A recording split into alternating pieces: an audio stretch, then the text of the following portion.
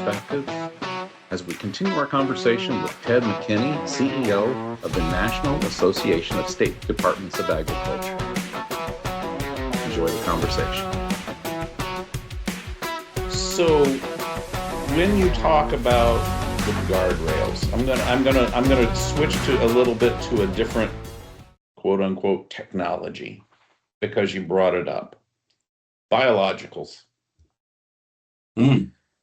The last count I was told, one with confidence, I'll give you two numbers. The other one was just kind of an in passing comment, so I don't know how accurate it is.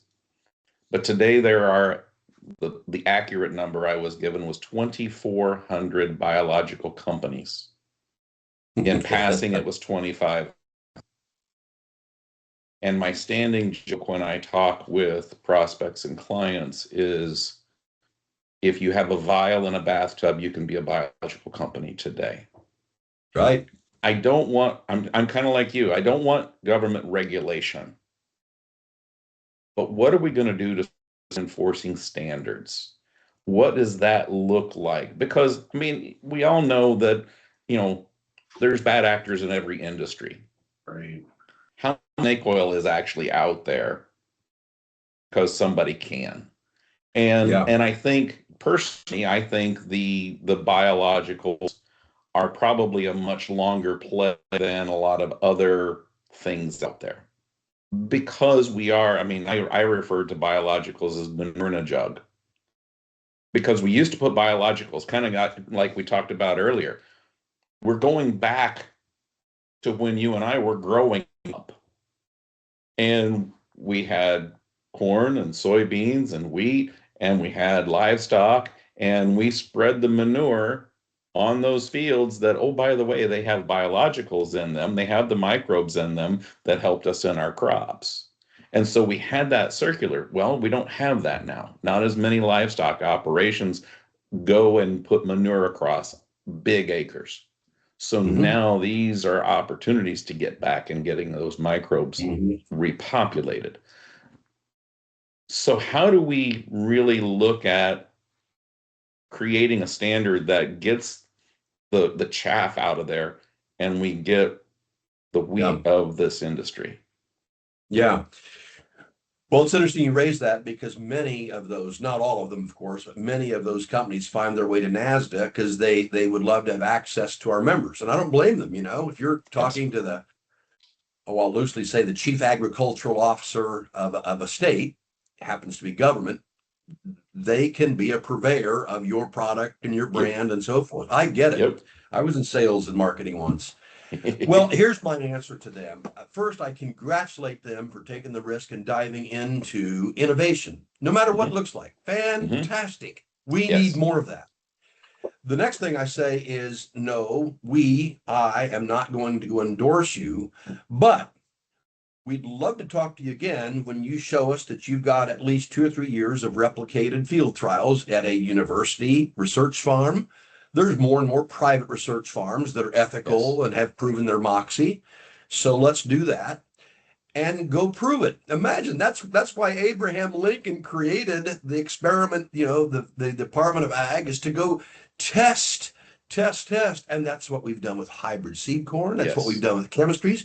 Welcome to the world of testing and proving that your product works. Yes. So dive in. Now, I know that means capital, but come on, don't tell me you're going to create an invention and then come out and say, this is the best mousetrap you've ever seen. No. We've been down that road. You called it snake oil salesman. I don't like to call it that because I want to encourage people to innovate, but they've got to prove it. They've got to prove it. So if they've got to get the funds to prove that it works, and then it's just a matter of getting farmers to try it. And welcome to the world of farming. Yes. If you don't have the prowess to do the research, get it in field trials, private, public, or both, and then have farmers try it with a technical support organization, then you probably shouldn't be in the business. So we're going to see exactly what happened. Remember when ag chemical companies, there were dozens and dozens, not hundreds and thousands, but dozens and dozens? Yes. Well, we're down to far fewer because some made it, some could grow, some didn't. Some struck it big with their product line, others didn't. And we've got to see the same from the biologicals. because there's no secret sauce there. It either works or Mm-hmm. doesn't. And Mm-hmm. time and trials have to prove that. Yep. Yep. But I'm no less So, excited about it. oh I no. tell you, we try 2 or 3 on our farm, and we're thinking a couple of them have got the goods, that they're Yes. working, and we are playing into and living that promise to ourselves of regenerative ag. Less fertilizer because of additional biological magic, baby. Bring it on. Bring it Yes. on. Yes. So, I mean, I'm kind of monopolizing this, Doug. Don't forget to jump in here if you got questions. But I guess I'm gonna transition. There's two other real topics I want to touch on that I think are important. One is supply chain, Mm. and we know, I mean, especially right now, because internationally, it's the Straits of Hormuz is the big point of contention right now. But I'm involved with a company that deals in barge traffic.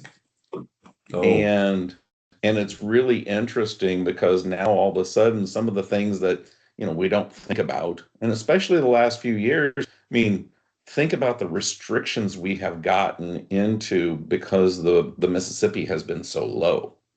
So mm-hmm. now volumes are not moving they are that That's they right. normally would be.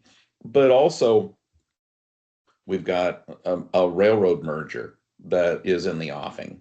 What does that, what does happens with that?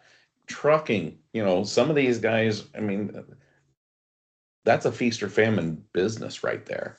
And so when we look at supply chain and transportation, those are some things that become very important. And how do we enhance that in agriculture to ensure stuff gets where it needs to go when it needs to be there and Yeah. reliably? Yeah. Well, the macro level, my observation, and I think this is proving itself to be true, is I think we're going to see more regionalization around the world.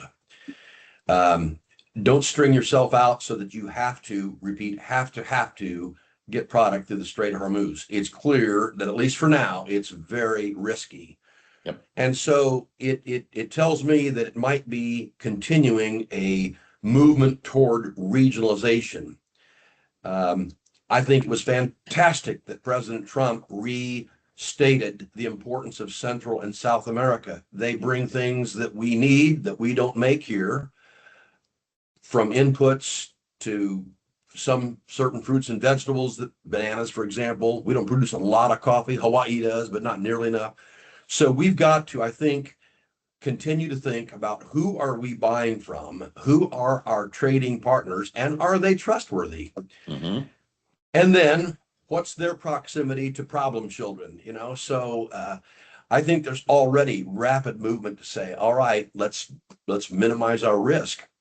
We're so deeply into this that one of our top 5 priorities from a policy standpoint is food systems. Now, some of that is as simple as bring back that fresh fruits and vegetables to schools and food banks program. That's a food system. Yeah. But so too is a food system of where do you get your fertilizer? Where do you source those rare earth minerals? And so I think regionalization is going to continue to be prominent, so that you're not having to go through a Strait of Hormuz. You're not having to go, uh, you know, the South China Sea, depending on where Mm-hmm. China goes and how nasty they decide to be in that world. Do you have to migrate through there, or are you a target of some sort? Or are they going to toll you, for example? I'm making these things up, but it all says that you got to look at your supply chain. Straightening out the Panama Canal, and making sure we have complete access was important. When I was down there with the director of the Panama Canal system, we were up on the Kokali Lock, and you could almost reach out and touch a Chinese vessel bringing like 24,000 crates through there. He said, "You'll be pleased to know the Chinese have offered to run the canal system for us." And I said, Really? "And what was your reply?" And he said, "No, no, no, we got the canal." But he says, "You got to check out the ports at each end, locked up by the Chinese." And you've read about that since, when now that's been freed up. They've reevaluated. So that's why we have to have a military too, to enforce. I don't know how people, your listeners, feel about what's been going on in Iran, but I happen to think it's a good thing that we've taken a wild card like the Iranians, um, and making sure they don't have a bomb. I know there's a lot of fallout, and we'll sort through that in coming weeks or months, but I think that's a great thing, particularly when they say we now have the uranium. They didn't hit at it, they said it. Yeah. So all these things are going to play, but I do think it's going to cause people to say, I'm going to tighten my sphere. I'm going to work as much as I can with allies. And that's why we have to be the great country that we've always been, so that we're seen as one of those suppliers that is trustworthy, has the access to get to these places, which by and large we do. Mm-hmm. And if problems come up, we have at least a military that can at least help us along with allies to enforce those channels. So I think regionalization is the theme that I'm looking at, and I think it's developing right in front of our eyes. Sure. I think that's a little bit what Mr. Trump was doing when he said, let's go back to being self-sufficient as much as we can in our oils and our LNGs and other things. Mm-hmm. Yep. Mm-hmm. So let's go back to the farmer. Let's use your farm right now. Mm-hmm. You and your brother have this farm. And one of the things that was a big topic with Secretary Rollins at Commodity Classic was one farmer, one file. Mm. And the USDA moving into more of that technological processes. What are your thoughts there? What do you think that really means? Well, let me first provide the caveat that I'm not the one. Brother Tom, sister-in-law Karen are the ones that go to that largely Farm Service Agency or NRCS offices to do their thing.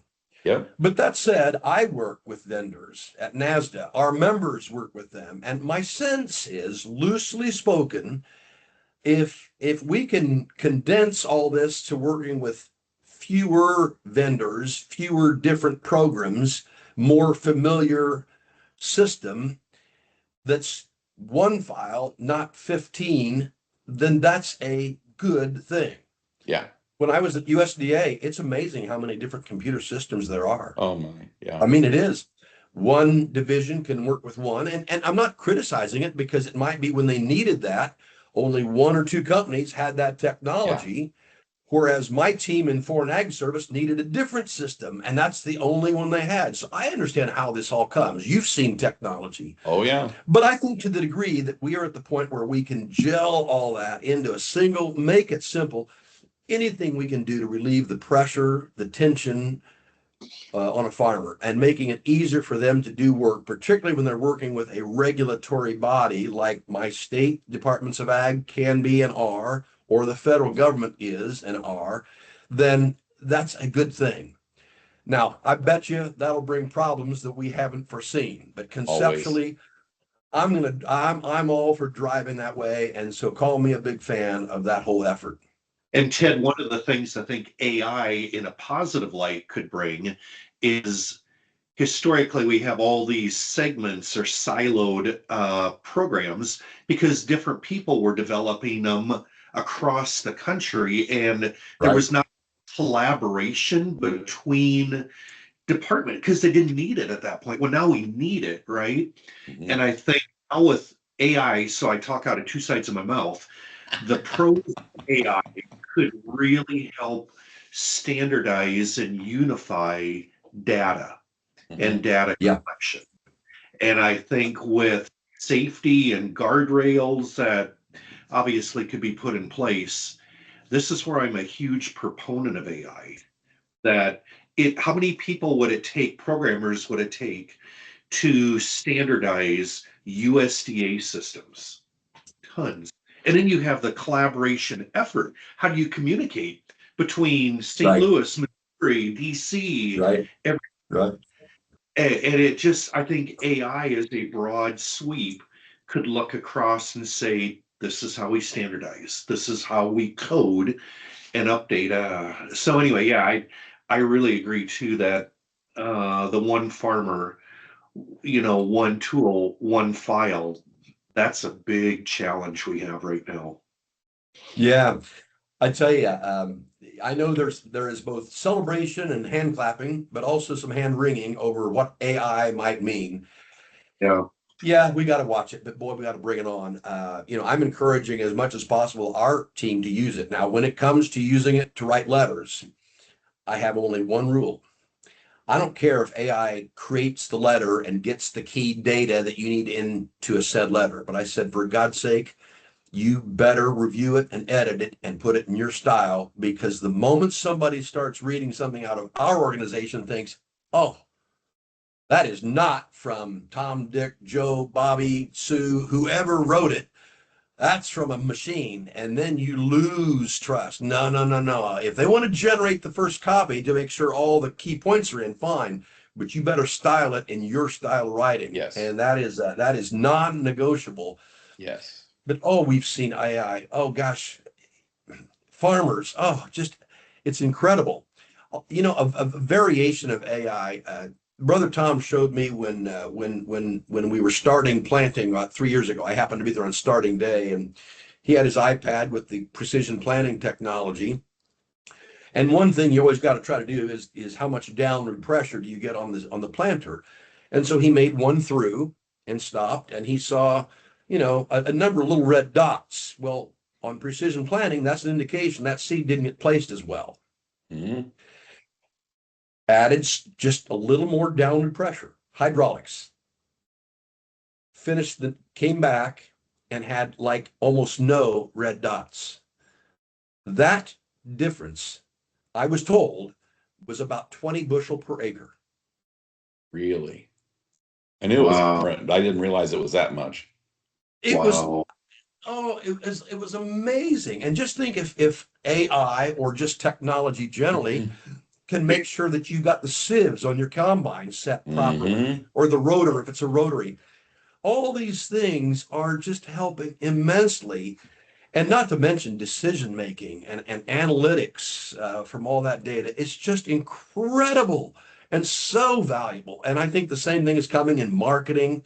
Here at NASDA, many people don't know, but the 1,700 or so people that gather all the data for the National Ag Statistics Service that do the number crunching, those are our employees. Oh, nationwide. Now, up until about 2 years ago, it was sort of shared, but under Doge and other things, the decision was made, look, why are we both owning it? You got it. And we're lifting that up. We're giving them attention. We're paying in a more proactive way. And I think we're going to be diving much more into the value of the data they're providing, because, there's always questions being asked. Did they get it right or did they not? And so we're doing a lot of that, and AI can help us. When it comes to foreign animal disease, we're using analytics to identify wind flows, early outbreaks, migratory bird flows, melding all that together so that we can get to farm A, B, C and say, this year looks like you're in the main flow of the flyway, and we know that the birds do have the disease. Get ready. And so it transcends everything, and it's so exciting if we can protect it, if we don't go too far with it, if it's not used as a weapon. But no, we've been doing this for years. So let's, everybody thinks about AI and that grandiose thing and value. I'm not going to question that at all. I'm not questioning that at all. But think about Tom, your brother.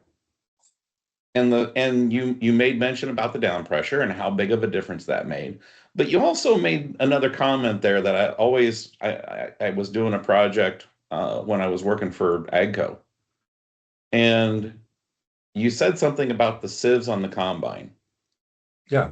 And using the AI to say, you know what, you need to make an adjustment here, or you need to make an adjustment there. That is a twofold impact if you think about it. One, The sieves are going to clean up the corn, but also you're not going to lose corn out the back end. Right. So now you're talking about quality. So there's no dock, but also you're talking about bushels, right? Right. So there's the first aspect of this. The second aspect, because you're not shooting corn out the back end, now you don't have weeds because corn became a weed when it went out the back of the combine. Yeah, that's right. That's right. And so now I don't have to spray as much. And that becomes profitability twofold because I don't have to spend the extra to kill the weeds. And I think we get all caught up in the grandiose things, the big picture. And we need that. I'm not saying don't. But sometimes we're missing the forest for the trees of, you know what, AI could help me do this thing better at the farm gate. And I think those are the things that we have to talk about a lot more as well. Mm-hmm. And identify what the opportunities are. I'll never forget when I was a sales rep, computers, desktop computers were still very new.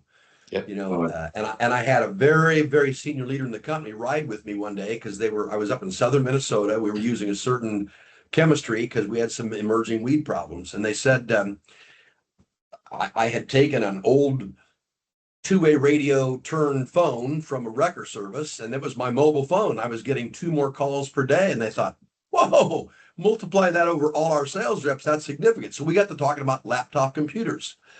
And I then and now had enormous respect for this very strong leader. And I said, well, what do you think about, computers for employees? Now, this guy was a visionary too, but here was his answer to show how wrong we can get it or how fast it moves. He said, well, Ted, I absolutely see the efficiency of our communication. So email was brand new. I can see the value of that. So I could see one on every secretary's desk. They're now executive assistants or office professionals or whatever the new name is. And so he saw that. And little did he know that our Omaha office, Doug, you're near Omaha, the Omaha district sales office had a guy that was really brilliant and was doing majestic things on a simple spreadsheet. Yep. And this guy's thought was secretaries for basic communications and not yet spreadsheets and the analytical capability. And I'll repeat again, this guy was a leader. He was an innovator. And so it shows how we have always got to be looking, not just 3 months ahead. There is that. You got to make a living, but let's think 5 years, 10 years, absolutely, 20 years ahead. Because absolutely, wow, it's going to be different. Yes. Yep. So let's start thinking about wrapping up here. We've monopolized your time quite enough, I think. Oh, that's all right. This has been fun. This is fun. Like I said, we could go all day. There's no doubt. So give us here's where you get to pull out your crystal ball. Where do you think this is going?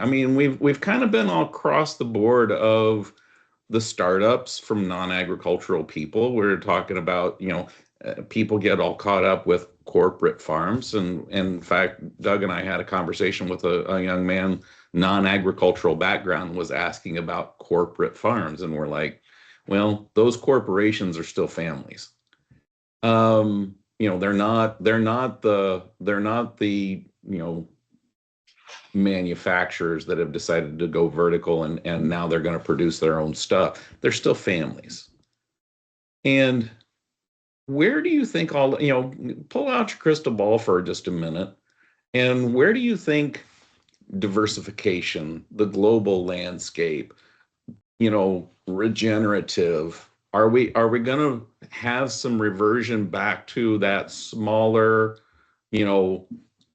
more diversified farm rather than, the 50,000 acres, 20,000 acres, 10,000 acres? Or, where do you think this is all going to go and that global landscape as well? Yeah, that's a great question. I'll answer it on 2 or 3, 4 different levels. I think the trends that we are seeing now of farms getting larger and more smaller farms, meaning the mid-size, continues to wane. It's not different from politics. We're taking the middle out. We're moving everybody far left or far right. So it's a phenomena that occurs across many, many things. But I think in farming, I do believe that trend will continue. Just because farmers are stepping out and some are stepping in, and those that are stepping in can't just go automatically be a 5, 10, 20,000 acres. So I think we'll see the hollowing out of the middle more.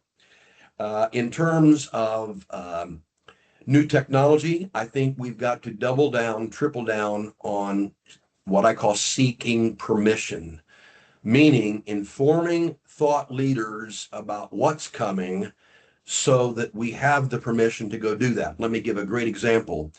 A few months ago, we had leadership from the United Kingdom in on a tour across Illinois, Iowa, and Nebraska. It included one of the very senior executives of British Airways, and it all was around sustainable aviation fuel. Right now in Europe, they're still very much a food versus fuel. Those don't mix. Don't take crops to make fuel. And I'm thinking, my God, come on, Europe, get on the bandwagon. Where are you? And we showed them that it is very sustainable. And so if we can get the UK, and let's just say we replicate that by bringing some people in from the European countries to see what we can do, what they need to look at. If they're gaga over sustainability, and they are, if they're gaga over climate change, and they are, you better be adjusting your thinking on this food versus fuel, because this is not only an answer, it could be the answer for you.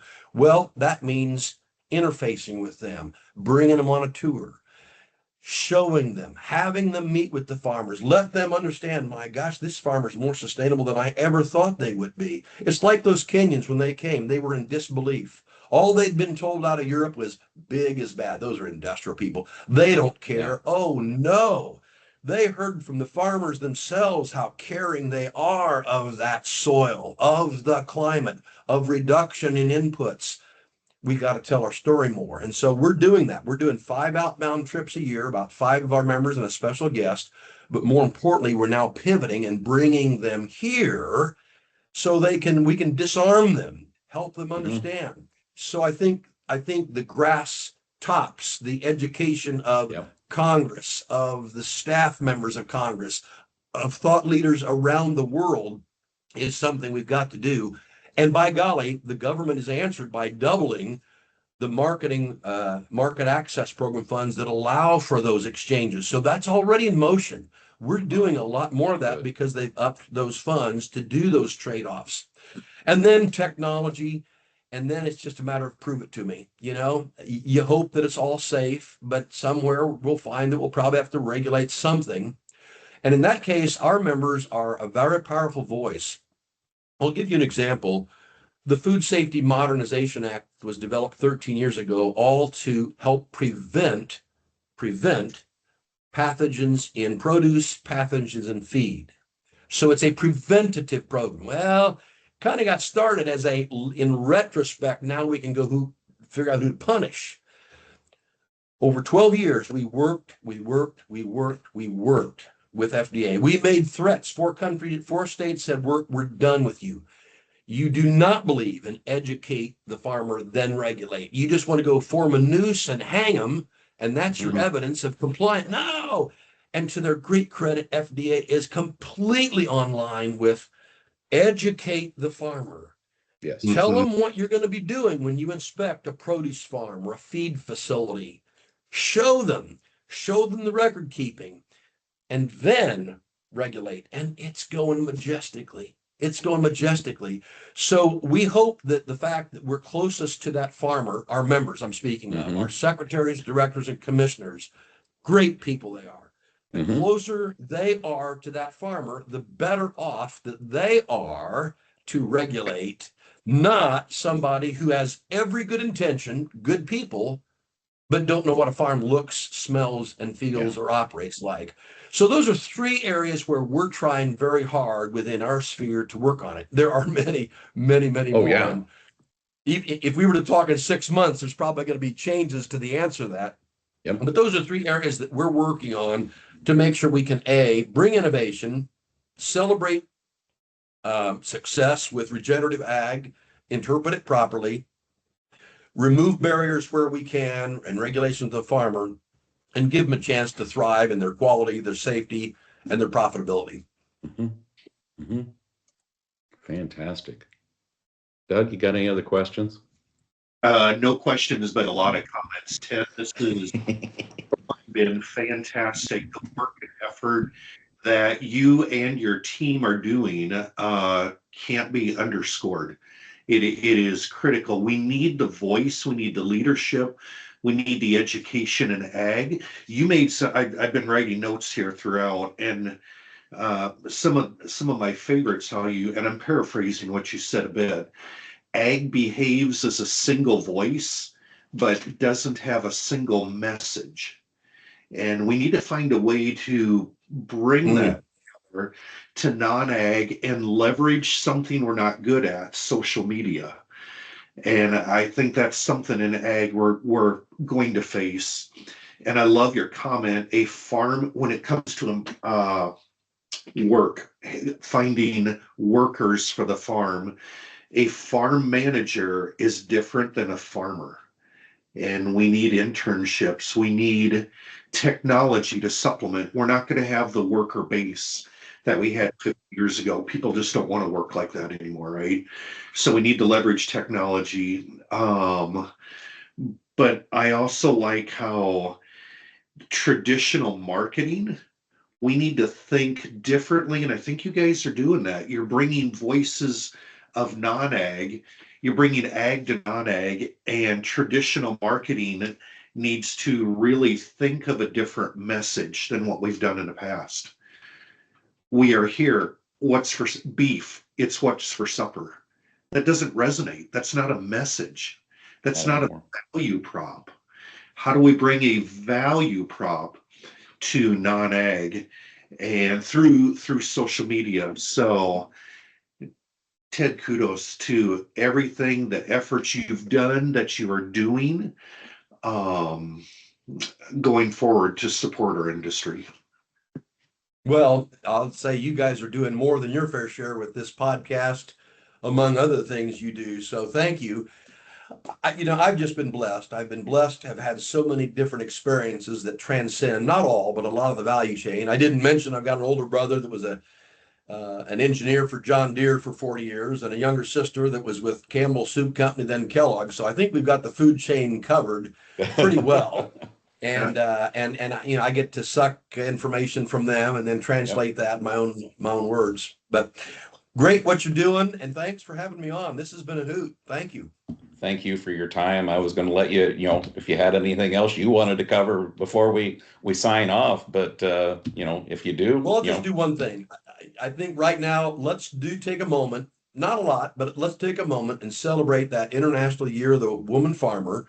Mm-hmm. And again, what that means is any and all women, and we can expand that to anybody, but let's celebrate those who are in agriculture, no matter what they're doing, because I think it's brought a robustness, certainly numbers that would not have been there to get it all done. So we'll start there, and then I'll point out that our beloved FFA is coming up on 100 years for their convention and 100 years in existence, not this year, but next year and the following year. So we got to celebrate that too. Same with 4-H and their mile markers. Okay. Fantastic. Thank you so much.